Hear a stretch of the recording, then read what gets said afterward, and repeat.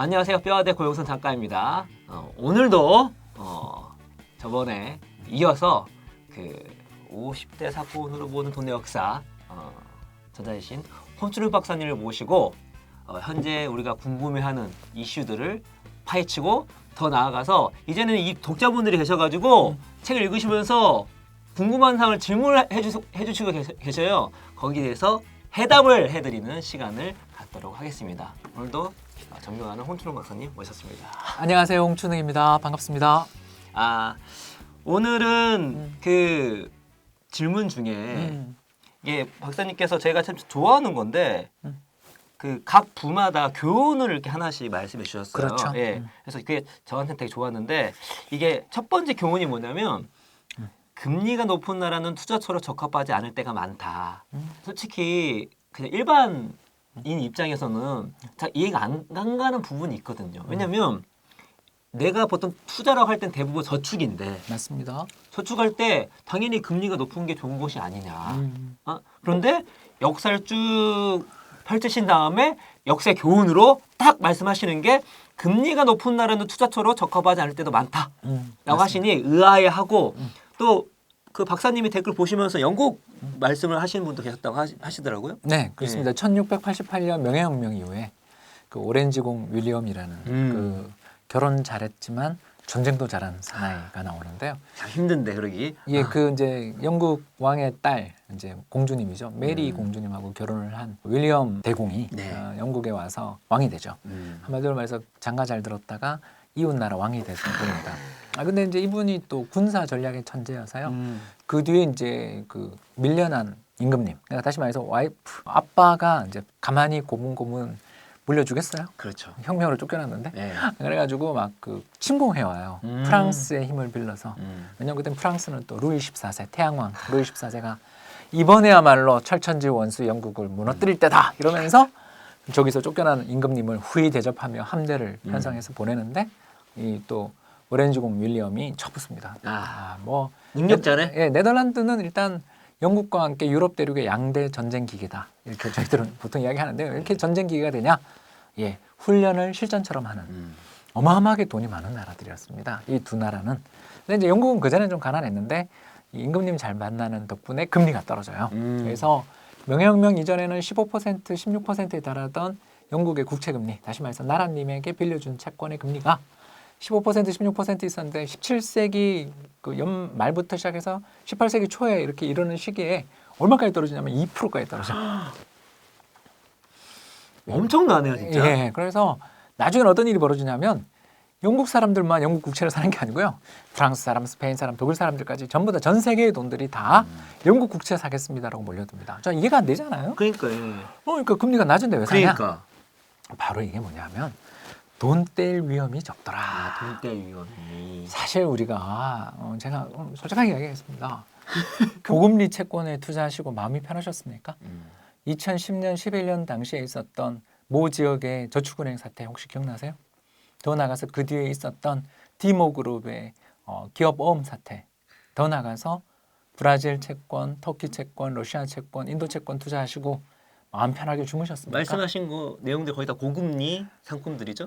왜 그렇게 다릅니다. 고금리를 남한테 주고 싶을까요? 이유는 두 가지 핵심이다. 있어요. 네. 바로 첫 번째는 뭐냐 하면 경제가 빠르게 성장하면 그 금리를 부담하고도 충분히 지급을 할 여력이 생길 수 있습니다. 우리나라도 그랬어요. 실제로 우리나라도 1970년대 그리고 80년대, 90년대에는 실제로 보시면 우리나라 경제 성장률이 명목 경제 성장률이 20%가 넘었던 시절이 있습니다. 한국이 지금의 이머징 마켓이었고 이머징 마켓 중에서도 가장 경제 성장률이 높은 나라였다고 핫한 나라였죠. 핫한 나라였죠.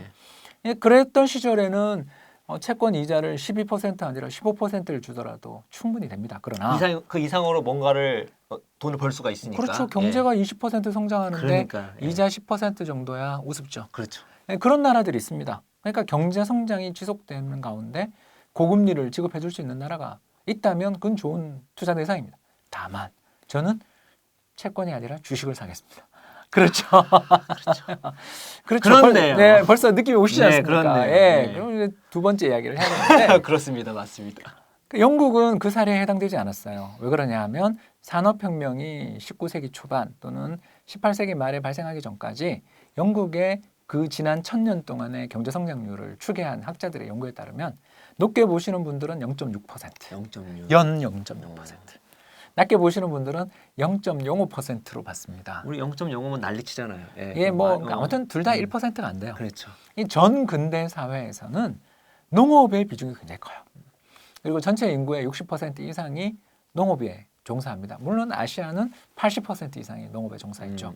자, 그런데 농업에 종사하시는 분들 입장에서 매년 수확량을 일기의 그 순조로움과 나쁨에 상관없이 2%, 3%씩 성장시킬 방법이 화학 비료 없던 시절에 없는 거죠. 가능할까요? 예, 거의 불가능하죠. 예. 특히 이 농업의 어려움이 뭐냐 하면 새로운 작물을 개발했더라도 새로운 품종을 개발하거나 새로운 농사법을 개발했더라 하더라도 그거를 실험하고 응용하는데 1년, 2년, 3년이라는 시간이 걸리는 거죠.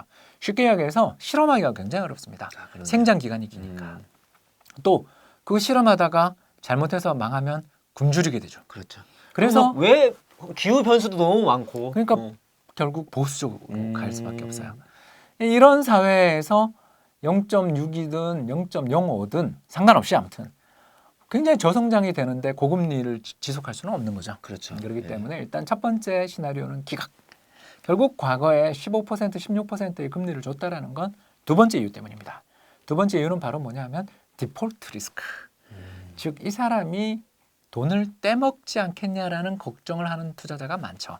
자, 그런데 투자자들 입장에서 그러면 전혀 투자를 안 하면 되는데 문제는 금리가 한 15%, 20% 정도면 요 금리를 3, 4년 정도 받게 되면 이게 좀 손실이 나더라도 메울 수 있을 거라는 생각이 들 정도의 금리를 주면 예를 들어서 우리 연환산 복리 수익 기준으로 해서 7% 정도 이자가 나면 10년이면 원본이 2배가 된다고 두 배가 그러잖아요. 되죠. 예. 그럼 14%면 5년에 2배가 돼요.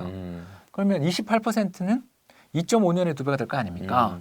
벌써 느낌이 오시죠? 그러니까 금리가 10몇 % 이상 수준을 넘어서면 한 3, 4년만 이 버티면, 왕이, 이 임금님이 지급을 연체하지 않고 잘만 원금을 주면 나는 2배를 버는 거예요.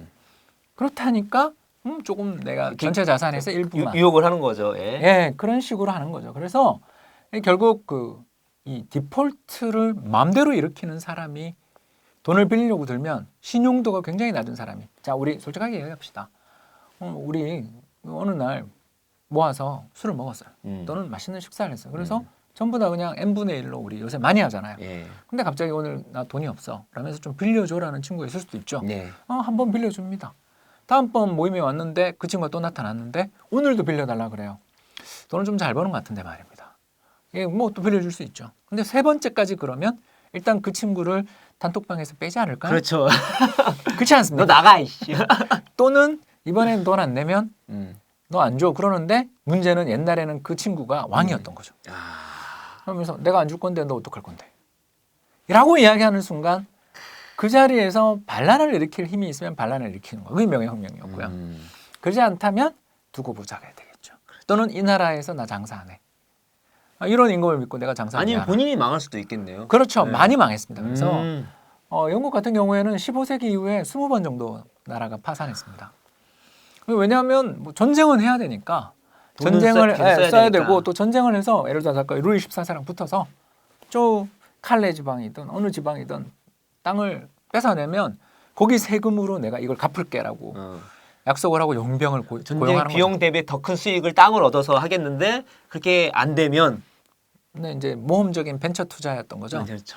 안 되면 모험적인 벤처 투자 맞습니다. 예, 그게 옛날 유럽에서의 전쟁이 빈발했던 이유입니다. 전쟁 없었던 시기가 없는 그런 대륙에 살다 보니까 이 사람들이 돈을 조달해서 전쟁에 사용되는 용병들에게 월급을 줘야 되는데 만약에 월급 잘 안 주면 용병이 가만히 있나요? 그만 아니죠. 전쟁터를 이탈하거나 혹은 돈을 받아내기 위해서 약탈에 나섭니다. 이런 일들을 하기 때문에 글로벌 금융시장이라는 것이 존재하진 않았지만 사람들 사이에서 나라마다 평판이 존재하더라. 그리고 나라마다 평판이 존재하는 가운데 영국은 1688년 이후에 임금님이 쫓겨난 다음에 새로운 임금의 자리에 오른 윌리엄 공이나 그 뒤에 하노버 왕가까지 쭉 이어지면서 몇십 몇백 년에 걸쳐서 단 한 번도 이자 지급을 연체한 적 없고 원금 지급을 안 한 적이 없는 나라라는 평판을 얻는 순간 전쟁에 질 수가 없게 됩니다. 왜? 다른 나라는 여전히 15%, 17%에 맨날 파산하고 있는데 영국은 2%로 이자 빌려서 더군다나 영국 국민들한테만 돈을 빌리는 게 아니고요.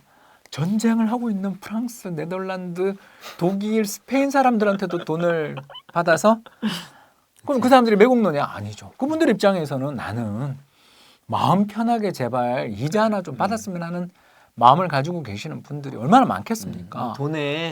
돈에 뭐 이렇게 국적이 있지는 않잖아요. 기본적으로. 예. 네, 그래서 나폴레옹이든 루이 14세든 뭐 그 뒤에 히틀러까지 전체 전쟁에서 영국이 싸움에서 크게 이긴 적은 잘 없어요. 왜? 인구가 적어요. 네. 그러나 지지 않는 나라. 전투에서는 지지만 전쟁에서는 이기는 나라가 됐던 이유가 여기 있다라고 볼 수 있겠고요. 여기서 한 발 더 나가서 한국도 지금은 저금리 국가예요. 네. 그러나 우리가 농업 국가였던 18세기와 19세기에 영암이라든가 경주 지방을 지배하던 또는 호령하던 양반 집안들이 있었어요. 그 양반 집안들이 돈을 빌려줍니다. 밑에 있는 소작인들이나 다른 양반 가문에게 언제? 봄에 보릿고개를 빌려주겠죠. 이 보릿고개 때 이제 돈을 빌려주면서 그 다음 해 또는 그 해 말에 추수 때 갚아라 하겠죠. 그걸 이제 장리 뭐 또는 고리대금업을 했는데 금리 얼마였을 것 같습니까? 네, 낮을 때 30%, 높을 때 60%. 책에서 봤습니다. 예, 장난 아니더라고요. 왜 그럴까? 조선 사람들이 나쁜 사람들이라서 그런가? 아니에요. 그렇게 아니죠. 저는 그 양반 가문들은 사람의 목숨을 구해준 사람이었을 수도 있다고 생각합니다. 네. 왜 그랬나? 이 두 가지 이유인 거죠. 첫 번째는 실물화폐였다. 쌀값은 봄에 가장 비싸고 가을에 가장 쌉니다. 그런데 봄에 빌려 가을에 갚았으니 가장 비쌀 때 빌려서 가장 쌀 때 갚으니까 쌀 가격의 차이가 굉장히 컸을 것이다. 그러네요. 예. 두 번째, 우리 예전에 그 드라마 추노 기억나세요? 예, 추노. 예. 종이 도망치니까 쫓아가잖아요. 예, 그렇죠. 왜 그러냐? 사람들이 빚을 갖지 않고 도망가는 순간 그거를 잡아낼 수 있는, 그러니까 사설 추노꾼들을 고용하지 않는 한 잡아낼 수 없었어요. 그건 뭘 의미합니까? 국가가 전체 국토를 장악할 행정 능력을 갖지 못했기 때문에 새로운 사람이 섞여들더라도 그 사람이 노비 출신인지 양반 출신인지 아니면 해외에서 온 사람인지를 구분할 방법이 없으니까 개개인의 능력을 통해 쫓아야 되는 거죠. 네. 그런 과정에서 발생할 수 있는 잠재적 비용들이 바로 디폴트 리스크라고 할 수 있겠죠. 네. 이런 것들이 반영되어 있다고 볼 수 있습니다. 돈 뗄 가능성. 예. 그렇습니다. 예. 그래서 저는 이렇게 생각해요. 고금리에 투자를 해서 어떤 나라에 대해서 뭐 투자를 하고 기업에 투자를 하는 것들도 좋은 전략이라고 생각합니다. 왜? 장기간 다양하게 투자를 할 수 있다면 그건 좋은 전략이 될 수 있다. 그러나 금리만 봐서는 안 된다. 네. 즉 고금리의 유혹은 참으로 매력적이나 그 고금리 뒤에 숨어 있는 그 국가, 그 기업의 디폴트 리스크 혹은 신용 이벤트의 발생 가능성도 참고해 보는 게 좋지 그 않겠나. 나라가 힘들거나 망하거나 뭔가 안 좋을 가능성이 높기 때문에 역으로 또 금리가 높은 거기 때문에, 그러니까 금리가 높으면 높네, 마냥 좋다라기보다 금리가 높으면 그 왜 높게 주지? 기본적으로 금리는 이게 뭐 리스크 프리미엄이라고 하나요? 뭔가 위험도가 있기 때문에 높게 준다는 거, 그거를 우리가 잊지 말아야 되겠네요. 네. 그래서 그 오늘 말씀 들으신 것처럼 우리가 고금리라고 해서 무턱대고 이렇게 쫓아가가지고 투자하기보다 이게 왜 고금리인가에 대해서 우리가 좀 살펴보면 알 수 있을 것 같고, 영국의 사례 같은 경우는 가장 돈 떼일 확률이 적었으니까. 그렇죠. 뭐 다른 나라에 하면은 뭐 그냥 전쟁 한 다음에 돈 안 줘버리는 일이 다반사다 보니까 당연히 거기 투자 입장에서 어떻다? 영국에 투자하면서 가장 마음적으로 안전함을 느낄 수밖에 없다. 그런 말씀을 해주셨습니다. 여러분 궁금증 풀리셨죠? 여러분께 이거 50대 사건 돈의 역사 읽으시면서 궁금한 점 있으면 댓글로 남겨주세요. 그 중에서 또 우리가 한번 같이 나눠보게 보면 좋겠다 하는 것들은 또 픽해서 제가 이제 홍 박사님 모시고 또 한번 나눠보도록 하겠습니다. 자, 오늘은 이것으로 마치도록 하겠습니다. 여러분 감사합니다.